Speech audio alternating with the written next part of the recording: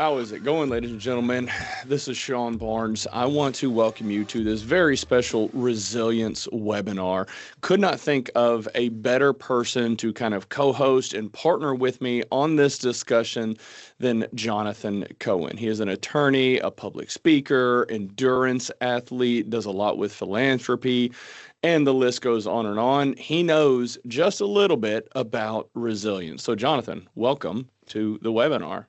Sean, it's awesome to be here with you. This has been something we've been talking about for a minute, and to talk about this topic with you in particular, an entrepreneur, founder of your own private consulting firm, a proven individual in the human resources space, working as a coach and just optimizing people with their performance. I love listening to your questions. I love answering your questions. I love asking you questions and collaborating with you. So this is a real treat for everyone that's about to see what you have to offer. Let's get into it. All right, man, I appreciate it. All right, well, here's the deal. Before we really dive in, you shared a post this morning, and I could not think of a more beautiful way to kick this thing off. I'm going to read this post. That'll kind of get everybody primed and ready for the stuff that we're going to talk about. Awesome. So this was this morning on LinkedIn. I've interviewed over 133 high-performing individuals. The best of them shared one attribute in common: resilience. Resilience is not grit. Resilience is not running with a pebble in your shoe. Resilience is self-love and self-compassion. Resilience is the ability to bounce back from failure. Resilience is the conversation you have with yourself when things go sideways and you have to find another way. Resilience may be an attribute, but it is also a skill that can be learned. And that, ladies and gentlemen, is what we are going to be talking about today, because this is a skill. It can be developed over time. And so really looking forward to digging into this. Jonathan, can you, just to kind of level set, share with everybody, aside from what I just read, what is your definition of resilience? Well, I'll tell you the definition of resilience that has gotten me to this point of being what I would consider someone a resilient human being. Resilience is suffering strategically managed. And that definition is important because it reframed the way that I see how I go about doing hard things, not just fitness, not just physical training, but the ability to actually endure daily life. Waking up is hard. Going to sleep is hard. Being a family man is hard. Like, all of these things are hard. And even though they're expected, it takes a lot to get through the day. And so we don't really give ourselves enough credit. And so when I took on this definition of resilience as suffering strategically managed, I made it less about how can I grit and grind my way through, and how do I actually love myself through the hardest moments of my life, and how do I actually talk to myself in a kind way in order to achieve the disproportionate outcomes that I'm trying to achieve. And so when I shifted this narrative and started to realize it's not about attacking everything all at once, it's actually about doing things one step at a time. And we could talk about some examples of, metaphorically, how I've done this with fitness and some of the things that I've done. I'd love to get your definition of resilience as well. But my definition that has gotten me to this point that I identify with is resilience is suffering strategically managed. That is so beautifully put. I wish I could articulate it in a way that you just did. But whenever I think about resilience, ultimately it just comes down to, we all have challenges in our life. We all have things that we don't want to do. Even a high performer like yourself, all the high performers, the motivational speakers, everybody in life that has accomplished big and incredible things, there is also a common theme that there's things that they just don't want to do, but they do it anyways. And I think as we process through, okay, how do we start to incorporate more resilience and determination and grit and tenacity and all of those things that kind of weave together to maybe ultimately culminate in resilience. But at the end of the day, it's developing skills around doing the things that you don't want to do, but you know you need to do to accomplish that big thing. And being able to put aside temporary relief or relaxation to accomplish the big thing, I think ultimately that's what it comes down to. How are you implementing or practicing resilience on a daily basis? Oh, on a daily basis. I can assure you, starting a business, your first year of entrepreneurship is extremely challenging and taxing. And, as we think through the different components of our life, obviously fitness is a big one for both of us. And as I have spent the past, we'll say, few decades focused on health and wellness and fitness, going to the gym when you don't want to is a form of resilience. Waking up early, taking an ice bath, doing all of these things that we don't want to do. Whenever you get up in the morning and think, I really don't want to get in that cold water, but you do it anyways. And what you see is the more often you do it, it doesn't change the fact that you still don't want to do it, but also it kind of programs your mind that yes, you can do it. Now, whenever I think about our team and our business, extremely challenging and stressful trying to start a business, especially with the macro backdrop the way it's been over the past few years. But when you are focused on accomplishing something big or greater in life, you just do what has to be done. And look, there's times when 7 o'clock, 7:30 rolls around in the evening, and I just want to unplug and just, can I just take a little bit of a break?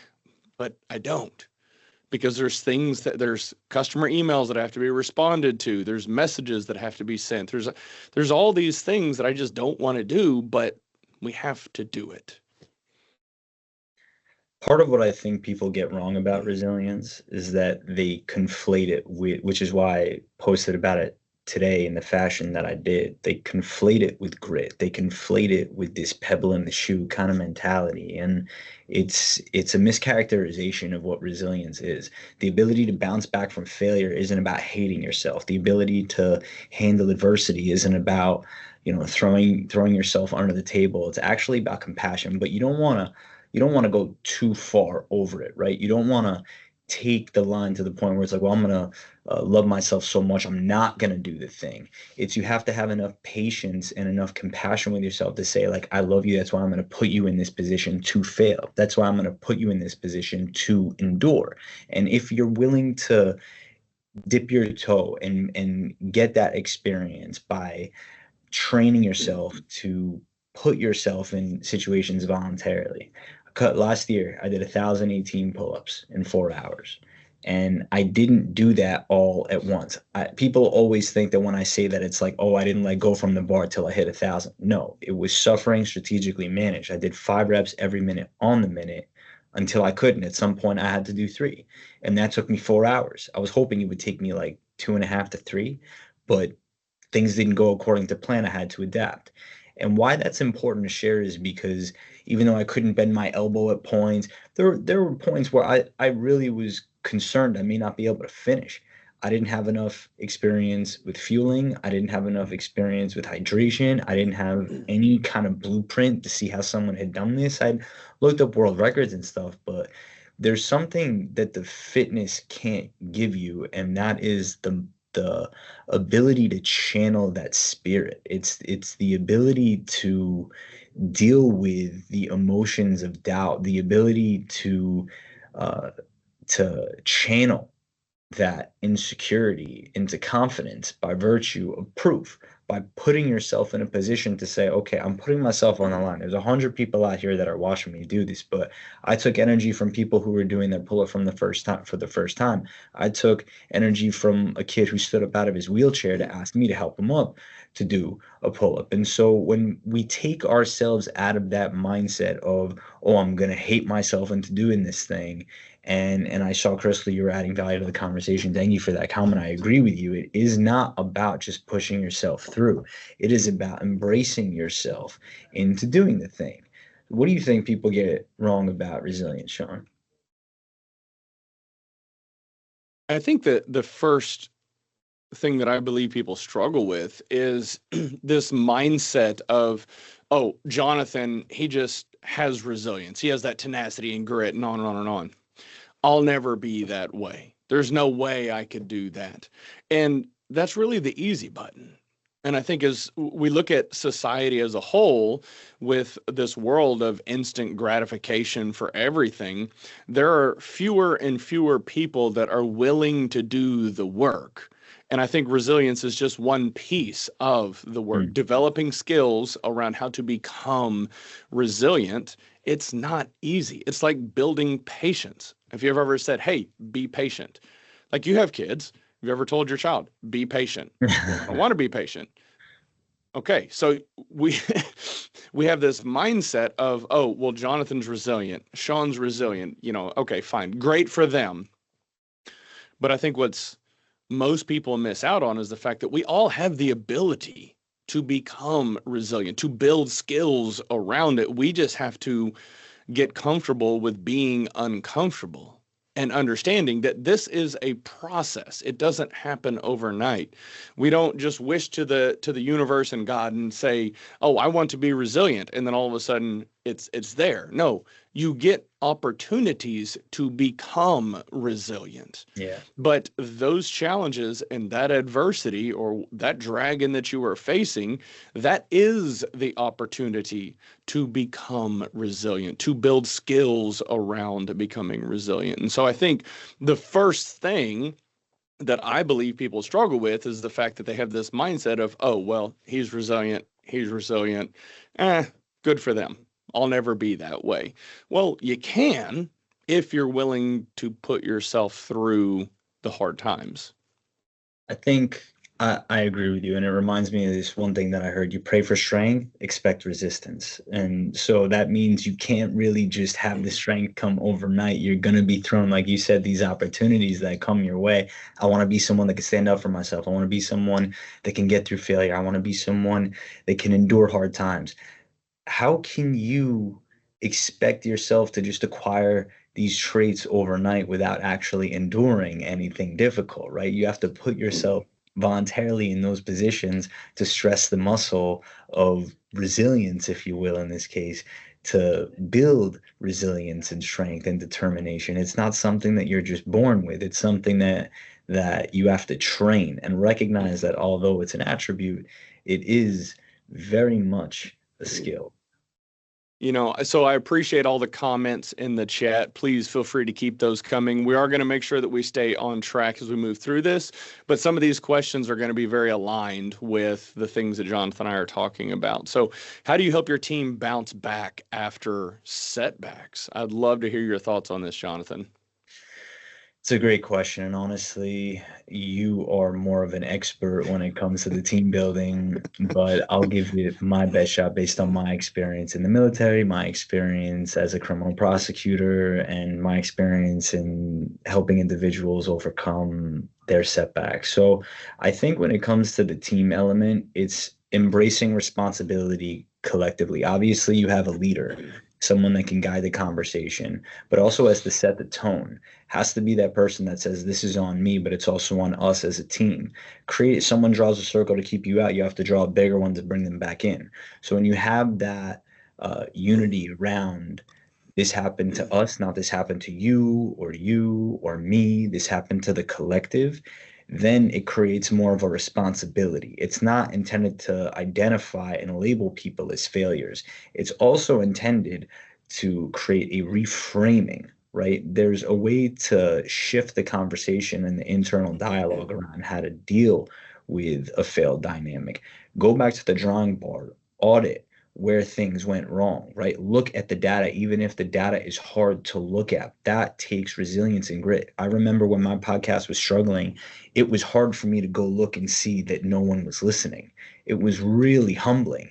And like now when I go and I look at the data, oh, now I have enough data over enough time to see where people are dropping. Why did they drop at this point? Oh, like it is important to be data driven and not just speak in a vacuum about things that aren't going my way. So taking a data driven approach and auditing the process of where did we fail? Why did we fail? How can we assess this failure and go back to the drawing board and start to cure it as a collective. Also delegating, right? Making sure that the right people are working on the right things and identifying inefficiencies so they can work together. And I do want to apply this not to just hypotheticals, or pardon me, I do want to apply this to hypotheticals, but I want to be very real world scenario about this, right? Because when we talk about teams, there's also individuals that are struggling where they're resilient people, right? You have people who are black belts or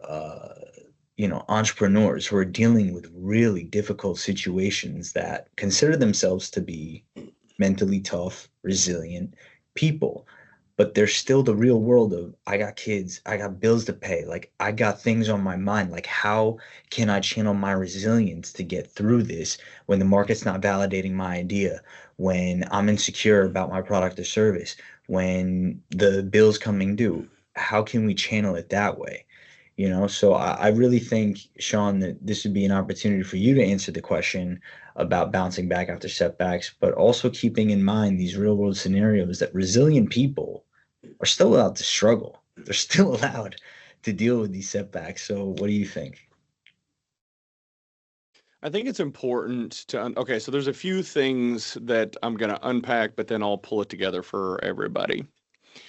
And I think it's ultimately the leader's responsibility to help the team or individuals on the team bounce back after any sort of challenge or adversity or issue or setbacks. But I think part of this process, there's a few different approaches, but one that I like to kind of call on is during the middle of the challenge or issue or problem, making sure that you as the leader, and the leader doesn't always have to be the person in charge. The leader, because even the person in charge is human. They are subject to having emotional issues and challenges, being sleep deprived, and on and on and on. But it's important for somebody on the team to maintain a sense of calm, collective, and making sure that they are the eye of the storm, being able to step back, take a logical view of what's actually going on, assess, get the lay of the land, look at data and information, and understand what is actually going on. When you do that, it's actually a bit of a calming force and can kind of bring everybody else down to a better space in the team. Doesn't always work, but usually if there's somebody in the room who's calm and collected and can give guidance and direction, that calms everybody else down so that they can keep moving forward. Once you are on the other side of that challenge or issue, I do think it's vitally important to have some sort of a debrief conversation of, hey, what do you think happened here? What went wrong? Yes, this thing here went wrong, but was our emotional response? Did we handle it in the best way possible? No. Why not? What do you think triggered that emotional response? How do we mitigate the risk of that happening in the future? And being able to kind of work with the individual or multiple people on the team to understand not only what went wrong, but also understand how to prevent that from happening again, the issue itself, and prevent any sort of significant emotional issues or outbursts and for the future events that occur. And so those are a few things. And then as you do that, as you get repetition and practice in doing that, you become increasingly resilient Hmm. at overcoming those setbacks. So, in the real world situation that I'm talking about, right? Someone's got bills to pay. Someone's proficient as an individual, family man or woman, and they're legitimately afraid of opening the next bill or that their idea may not be validated by the market. How is resilience going to help them overcome that adversity? I think it's important to have an element of self awareness of A lot of the issues and challenges that we have in life, a lot of where we are at in life today is a result of the decisions that we have made. Now, there are extenuating circumstances. I don't want to discredit or dismiss those, but many of us in the world, wherever we are at, is a result of decisions that were made. Did you decide to go to college versus not? Did you decide to take this job that paid a little bit more instead of this job that had a healthy working environment? Did you decide to go do this instead of that? Wherever we are at, they are the result of our decisions. Now, to your point, being afraid of not being able to pay the next bill, are you living above your means? Are you pouring your heart and energy and, well, all of your energy into an organization that doesn't value and appreciate you, that doesn't compensate you fairly? We can't expect to continue doing more and more and more of the same thing and think that we're going to ever see any sort of a different response. And yes, it is extremely important to work hard, and that does build grit and resilience when you work hard. But it is also important to understand sometimes we have to do something different. Sometimes we have to change in order to learn and grow and try something new to get us out of this rut or challenge that we are currently facing. And maybe that's getting a coach or a mentor or paying for some sort of program or course to teach you skills that can help you get better. And let's call on your podcast. I mean, you and I started our podcast about the same time, 4-ish years or so ago. In the first few years, my God, it was demoralizing as can be because nobody was watching. And it took 3.5 years for me to hit 1,000 followers on my YouTube channel. And then within 6 months, we've added another 1,300. Let's So go. there's this exponential curve that you see. But like you, we had to look at where were people dropping off? What was the click-through rate? What was going on here? So we had to build skills around understanding the data that we had available to us. The data, all that analytic data was there from the start. I just didn't know how to use it until we started learning. Ended up working with a third party that helps us with editing videos and kind of talking through, well, this is this, this is this. And so sometimes you have to dig even deeper and figure out, well, how do I pay for this? How do I learn this skill? And instead of investing in the market, invest in yourself and There. learning new skills so that you can pull yourself out of it. And maybe if you're worried about paying your bills, you might have to check your ego and sell the fancy car. Move back in with your family until you can figure something out. Stop trying to keep up with the Joneses and keep leveling up your lifestyle if it's not serving you. And all it's doing is stressing you out. This is another example of as people's income rises, so does their quality of living. And I yeah, mean, great, good for you. But if you've got too many cars and boats and jet skis and motorcycles and you overextend yourself and then all of a sudden you can't afford it because you lose your job and you can't pay your bills, again, that is the result of your own actions and decisions. I like the way that you talked about it in a very candid mindset. The self-awareness aspect is: am I overextending myself? Am I not cultivating that awareness in a way that can help me have that honest, reflective conversation? Because I mean, that, and for those who don't, I ran a 58-mile ultra marathon this year. The training for that required me to run 4 other marathons or further distance in a very short time span, about, I don't know, maybe 2.5, 3 months. And then I also had I ran the New York City Marathon right after that. And so naturally people start to ask, what's next?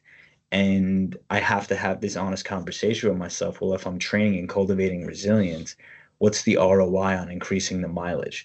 What's the ROI on doing 100 miles for me at this stage of my life? Can I reflect back on this experience and say, I got enough out of it can I have enough security and awareness within myself to say, well, I got the resilience part down. How can I take these lessons and channel them into other areas of my life that I have to grow and want to grow? How can I serve more? How can I give more? How can I be more in areas that I personally struggle with now? I'm a pretty good runner at this point. I set a PR for my marathon time, 3:18. I'm pretty proud of that. I think it would be great for me to run a sub 3 hour marathon, but there's like hours and hours that go into it. So maybe it's not so much the running that I need to be training, but other areas of my life that I have to grow. So taking these lessons of resilience and showing up on the days that it was cold and dark in January when I started just mentally preparing and gearing up to do something like an ultra marathon without even putting it out into the world, even though it had been on my mind. And even on the days that it was super beautiful out, like not physically being up to it or waking up too late and then having to get it and run at night, or I had my first child. There's so many things that are going on that my mind and body were overstimulated, and I needed to channel energy into certain areas. And so me doing more of what I already know I can do isn't going to give me the same ROI. I got the lesson. Now it's, what are you going to do with it once all that bandwidth is back within your control? How are you going to optimize? How are you going to create more opportunity? How are you going to seize that opportunity? How are you going to present yourself?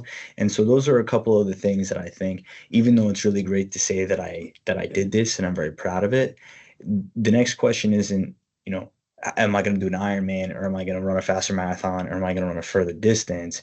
It's about, how am I going to take the experience and channel it into areas of my life that I need to channel that resilience. So that's some of the stuff that I've been thinking about and wrestling with recently as we go into 2025. So everything that you were just covering, you kind of, in a subtle way, answered one of the questions that I wanted to talk through, and that is sharing examples of how resilience has played a role in your personal life and positively impacted your confidence and performance. And so I'd actually like an opportunity to share how resilience has positively impacted my Let's life. do it. We've all encountered adversity and challenges in life. And admittedly, I spent the first few decades of my life in this woe is me. Why did he get the promotion instead of me? Why is he getting paid so much instead of me? It's like on and on and on. It was always blaming others. And as I started just continuing to put my head down and grind and work and learn and grow, I think you and probably some of you on the call know a little bit about my story of building a career in IT, making it up to a vice president of IT role, and then having to start over and start leading human resources as well. Building myself up, developing skills and learning about employment law and payroll and benefit, all the things that come along with leading HR for a large publicly traded oil and gas company. Not easy, very challenging. But I started to develop skills around stepping into a new domain, understanding that it is going to suck.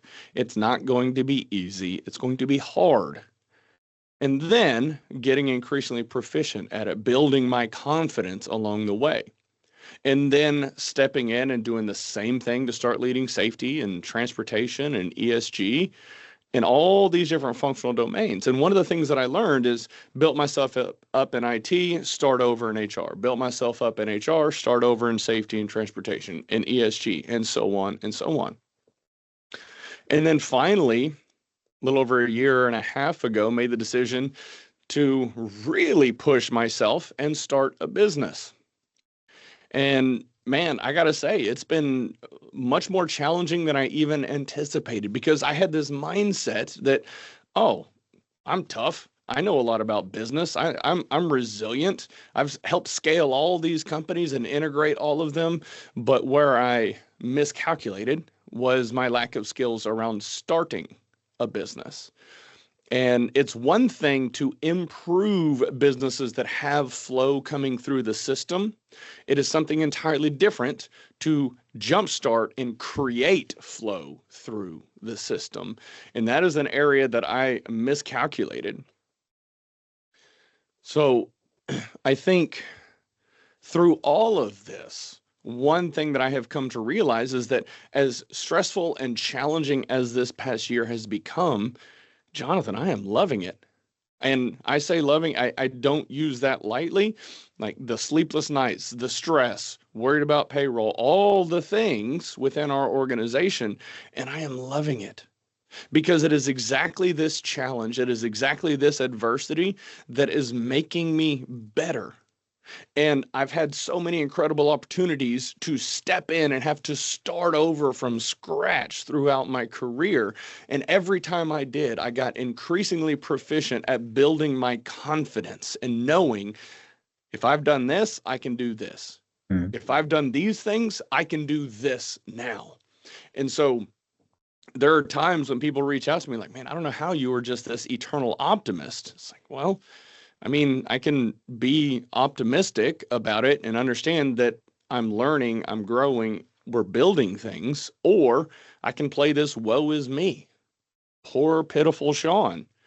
He jumped out and started a business. Again, my own decision, but I've come to appreciate and value the challenge and the adversity because I know that all the work that I'm doing on building this company, all the work that I've done on building the podcast, that is all doing more work on me than I am doing work on the work.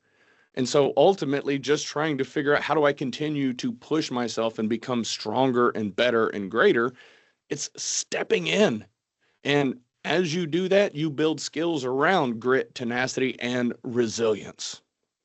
It's about stretching the bounds of your skill set just outside what your skill set is. It's like adding 1.5 to 5 pounds on the bar, right? And sometimes it'll be someone calling on you to do a task that's right outside of your particular expertise. But like you said, because you've done X, there's a likelihood, doesn't have to be that high, but there's a likelihood, even if it's 1%, that you may be able to do this other task.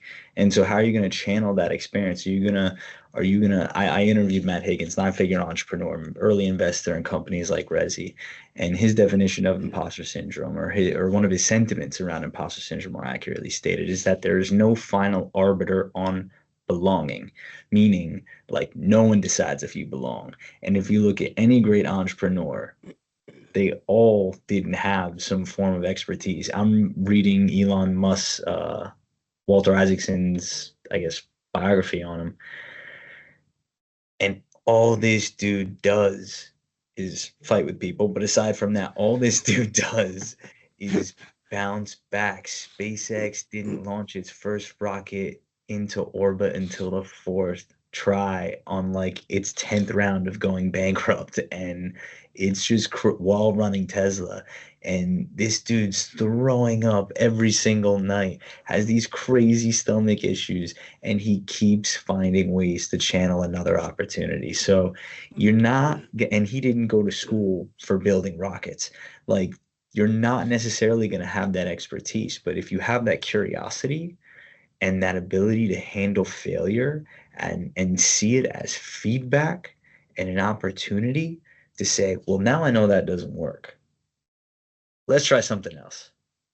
You're going to find yourself maybe achieving some pretty disproportionate outcomes, not on the first, second, and third shot, maybe fourth time's a charm. So, Jonathan, as I think through some of the people that are listening and the people that are going to be watching this recording later, that to your point are struggling, they're frustrated, and maybe they're not struggling with paying their bills, like they've got all of that stuff on lock, but they're struggling with their boss or toxic workplace culture, and they feel like they've just been beating their head against the wall, thinking, oh God, like what can I really more of this? What is your recommendation on how to, we'll say, build resilience in a way that is productive and can help them through whatever challenge they are facing? You have to be you no matter what's happening. You have no excuse not to stick to your values or fall into the trap of what the toxic culture represents. You have to continue to live up to the version in your mind's eye of who you are. I was a criminal prosecutor for 3 years in Bronx County. Coffee and donuts, antiquated technology, constant drinking, like all of these different things, just all of the, and that's just like the culture. We're not even talking about the actual heinous crimes that were going on and the secondhand trauma that comes along with all of that. People signing up for 3 years and quitting after the first day. People signing up for 3 years and quitting 2 weeks before they reach commitment. Like and that's two different sides of the spectrum, right? You have to be that person that no matter what is happening around you, right? We hear a lot, control what we can control. I think in practice, what that means is if you say you're the type of person who works out and takes care of themselves, but you don't actually do any of that, then you are not placing the value on health. If you say you're the type of person who values wealth, but you're not saving money, looking for ways uh, to put your money in the money market or seek new investments or educating yourself on finance, and you don't actually have a value on wealth building. So I think it's less about what people say they stand for and more about what they do. So if you're in that kind of situation of a toxic work culture, you have to really audit your own behavior to see where are you falling short of the person that you say that you are regardless of circumstance. Like, I'm someone who trains and I'm around a lot of people who don't. That's not going to impact my commitment to training. And that's just an easy parallel for me to deliver, because someone else's actions aren't going, let's say someone's super rude to me, like a boss. They're, condescending, they're uh putting these unrealistic deadlines in front of me at the last minute. They're not acknowledging my work. How is that going to impact my performance? Well, maybe if you've given a commitment, you should continue to see through that commitment. I gave a commitment for 3 years. I stayed for 3 years despite many times my ego taking a hit, despite many times me wanting to quit. But I stayed because I gave my word. And at that season of my life, it was worth it because I signed a contract that said I will be here for 3 years. But I also stayed true to who I am, which meant even if a case didn't go the way I wanted it to go, I still showed up and I still did what I believed was the right thing in the context and circumstances that served me. So if someone else is in a position, well, is in a different position where they don't have that same commitment that they've made, it may make sense to explore other options, but continue to deliver premium work product, continue to deliver uh, despite what anyone is saying to you, because you can always control your reaction. So resilience in this context is about recognizing what your behaviors are in the worst circumstances when your morals, your values, your character is tested and called out, and someone's telling you and pushing you to your limits. Are you gonna fold? Are you gonna be that person that loses their temper on that boss because you think you're in a movie? Or are you gonna go like super introspective and start to crawl into your shell and act the victim? No, you have to stay true to your character, and then you're also cultivating resilience as a byproduct. You're literally getting diminished and demeaned, and you're hitting your head against the wall, but maybe you realize the only reason it's time to hit your head against the wall is so you could break through to the next one, not because you're self-sabotaging. So recognizing the delta of the world's out to get me versus this is happening for me. And it may not be ideal, but it's actually putting me in a position to succeed for the long run. Yeah, I like that. And as you were talking through it, I was flashing back to some challenging integrations that I've had the opportunity to lead in the past, and having the C-level executive that was literally screaming and yelling and cussing at me and my team. And I think we've all experienced those undeveloped leaders that don't know how to control their emotional outbursts and responses to challenging situations. That was a very stressful and challenging time in my life, but I stayed true to who I was. And the people on my team and the other teams in the business, after we got done being yelled at, all right, well, that sucked. So how do we fix this? And then just keep moving forward. And it wasn't just a one time getting yelled at, but what was unfortunate is this particular executive started to develop a reputation for his attitude and yelling and so on. And it didn't work out well for him in the end, but ultimately I stayed true to my core and who I am. And we have another question in here. Is there a point at which resilience can become counterproductive, like pushing through when it's time to step back?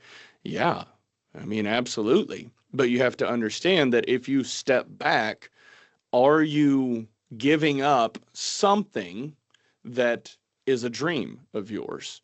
Because anything big or major that we're going to accomplish in life is not going to come easy. And you are going to meet resistance every step of the way.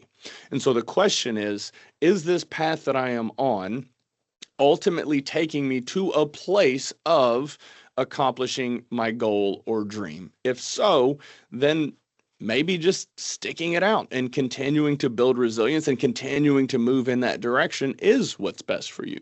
However, if you are able to take a step back and objectively look, which is challenging in the moment, and see, am I still even going down the path? Is this still something that I actually really want? And if it's not, then making the difficult decision to shift gears and start going down a different path. But as I look back in my life, I've had people ask me, would you change anything that you have experienced in life? And the answer is resoundingly no, because the man that I am today is a result of all of the challenges in my career, in my personal life, and on, that I was able to make it through. And it helped me develop skills around navigating even more challenges and stressors in the future. So if, for all of you listening, if you are in this nebulous place where you feel like you've done everything that you possibly can, we have the holidays coming up. I'm going to encourage you to take a little bit of time, unplug for a little bit, and figure out, are you still heading in the direction that you want to in life? If you are, then figure out ways to draw a bigger circle, like Jonathan was just talking about, and start pulling in other people into the conversation, into your circle that you can seek guidance from, and you can ask their perspective. Hey, you've been through this before. How did you navigate it? What can I do differently? The problem is, I think so many people, they're in the middle of it and they just think, I'm going to grind, I'm going Yeah. to grind, I'm going to get through it, I'm going to power through it. Yeah. When in reality, sometimes you have to expand your circle and then figure out, hey, has Sean been through this before? Has Jonathan?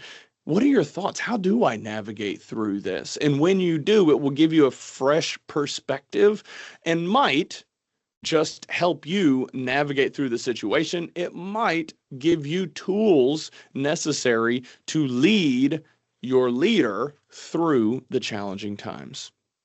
I like the way that you approach that, because that honest reflection, right? Like, I think to build resilience, you need to have honest reflection. How you build discipline is through honest reflection and really auditing yourself to say, well, I want to be someone who wakes up at 5 a.m. and it's super hard. Well, stop setting your alarm for 5 a.m. if you're not waking up at 5 a.m. Set it for 6:55, right? Like that 5 minute dial back can eventually become 5 a.m. And I know because I'm speaking from experience. A few years ago, I wanted to be that person who wakes up at 5 a.m. Now, if I have to wake up at 3:45 to get it done, I can do it no problem, because I understand and have started to tell myself a different story. And this is true. This is just a true statement that if you compound the small effort over time and you're realistic and honest with yourself about what is and isn't for you, right? Sometimes it may be the entrepreneurship or the job. Sometimes it may be trying to wake up and be a 5 a.m. club type of person. Well, you're not going to become that person overnight, and you shouldn't want to. Because if you get all the glory without putting in any effort or failure, you'll never appreciate it for what it is, and you'll never develop the character that is worthy of becoming the person that's capable of doing these things that you're aspiring to do, right? It's about that story that you can share that helps someone else inform their perspective, right? You're talking about bringing different people in. You bring different people in by actually having enough experience and awareness to say, I'm outside of my bounds here. I need to make sure that I'm on the right path. The books aren't doing it, the podcasts aren't doing it. I was speaking with Eric Hinman. I don't know if you know Eric, but Eric is he's one of what I would call the original influencers, but also entrepreneur, angel investor in brands like 10,000 and others. And he talked about how one of his most valuable resources is the conversations that he's having. And it's not just what he's getting off of social media or YouTube, it's the actual people in his life. And so audit the people in your life and start to have those real conversations around, well, I'm not where I want to be. What do you think? Why do you want to get there? All right, that's a red flag. Someone may not be the right person in your circle to help you go and achieve the thing that you're after, and that could help you realize, well, maybe I need to change it differently. Maybe I am reading the right book, maybe I am listening to the right podcast, and maybe I am aspiring to have the right habits, but I'm not surrounding myself with the right people. So that's also a little bit of just adding to what you were saying. And I think the original question was about, can you veer too far with resilience? And you answered with yes. I would agree, right? Too much of a good thing can be too much, but I don't want to belabor it yet. Don't Mm-hmm. spend too much time in the reflection either. Make sure that you're going out getting feedback also, right? Through the people, through the experience, and through that reflection. Yeah. I think that's a great segue into this final question here. It's around advice for attendees of what is a piece of advice that you would give managers looking to start enhancing resilience within their personal lives? And I'm actually going to extend this a little bit and saying not just enhancing resilience within their personal lives, but also helping to build resilience with the people in their team. So how do we get there? What is the quick and easy start this and it will get the ball rolling? Well, I think at first, if there's one takeaway from this, is that there is no quick, easy, right? You have to be in it for the long game. You have to take that approach of it's not who I want to be today, it's who I want to be 6 months from now. I just got back from Miami last night. I started the year in Miami, and I am two completely different people. It is the craziest feeling in the entire world to feel like you're not the same person. But I remember that at the beginning of the year, I had pitched a big time NFL agent on coming onto my podcast because I ran into him in Miami Juice. He was pitching either a college player or an NFL player, and I walk up to him. I stake out. I'm like, oh my God, Drew Rosenhaus. Like, I'm gonna get this guy to come on my podcast. I've seen him. I'm really excited about this. Is there a way for me to make this happen? I literally sat there until he finished the meeting. He gets up. I walk up to him, and he had kind of said yes and no. He was like, reach out to my office without any intention of ever answering. And I don't blame him because my pitch sucked. As a bounce back, I was like, you know what? I'm going to reach out to another big guest and see if I can get them. I reach out to another big guest. I get a reply, but a gentle no. And I realize that the people I'm reaching out to, there's a ruthlessness and a grace that comes along with the way that they say no and the way that they also achieve the things that they're after. And fast forward all the way 10 months later, all the different people I've interviewed, all the different stages that I've been on, all the different things that I've accomplished through running this year, raising over $30,000 for just running towards organizations that help children with special needs. It is this crazy reflection of realizing that anything you do can't be done overnight. So if you take that long-term approach of, I don't want to be this person today, I need Mm. to be this person in 10 months. What am I going to do to get there? So you have to create a roadmap and set realistic timelines around what it's going to take to go and become that person, right? Instead of setting your alarm for 5 a.m. every single day and hitting snooze, set it for 5 minutes earlier than you're currently getting up right now. So I think that having a roadmap with realistic timelines and goals, and then the ability to speed that up over time, if you have enough awareness to realize it's time to put your foot on the gas pedal and accelerate, for me, that is, I think, the first actionable starting point. Getting realistic, creating a roadmap around what it looks like, but at the bare minimum, you need a vision. You need a vision for what you're actually trying to accomplish. And once you have those two, three things, vision, roadmap, timeline, then you could start to make headway. Yeah, I think you're dead on there as far as just, I mean, ultimately taking baby steps if you have to. Set your alarm for 5 minutes early. Do it for a week. Set it for 10 minutes early after that, and just keep moving forward. And the problem is, I think people, they view this through this lens of, oh my God, to your point, I got to go from waking up at 7 a.m. to 5 a.m. Oh, there's no way I can do that. But if you gradually move there and understand that's going to happen over time, you're going to develop resilience, you are going to develop patience. It is going to be beneficial for you in the long run. And I'm going to go back to you and I both having podcasts, you and I both doing public speaking. It is a slow start. Mhm. And I started the podcast with the mindset, I'm going to do this for a decade. And if I cannot get traction, then maybe I'm not meant to be a podcaster. And here I am 4 years in, starting to get traction and starting to get a little bit better at it. And but before that, the first 3.5 years, it was just grinding, Yeah. hoping that maybe possibly one day in the future, I'll get some traction. But I was betting on myself.